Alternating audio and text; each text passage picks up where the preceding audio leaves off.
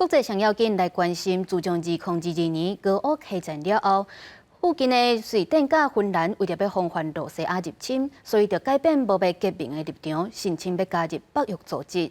去年4月，芬兰是已经加入啊，即马换瑞典正式加入北约的第32个会员国。 完成最后一回证书，北欧国家瑞典用2年时间总算正式加入北大西洋公约组织，加入第32个会员国，有希望增强北约伫北平的防御能力。瑞典总理切茨伫美国华府移交文书的时阵就表示，瑞典已经准备好承担责任。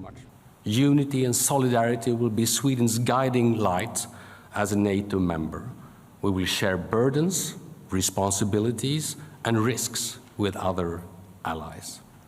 瑞典甲邻国芬兰为2021年俄乌战争爆发了后，就申请加入北约。芬兰伫去年4月正式入会，瑞典是到今年才得到最后2个成员国土耳其甲匈牙利的点头。这是瑞典200年来第一摆拍破无革命政策，占当地人口只有1000多万，受库克局势影响，分工基措施的增高。目前，瑞典军队也参加北约自冷战以来上大规模的军事演习，正向伫各地作战现象。 With all Nordic countries now being members of NATO, and also the Baltic states being members of NATO, that allows for real holistic planning of the defense of Northern Europe and the Baltic Sea area.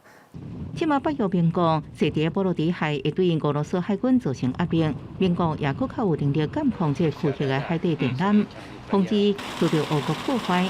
暗多瑞典加入北约也引起俄罗斯不满，和平奋斗想要向东边扩大。下礼拜二为庆祝瑞典加入，伫比利时布鲁塞尔北约总部会举行升旗仪式。公视新闻，杨安平报。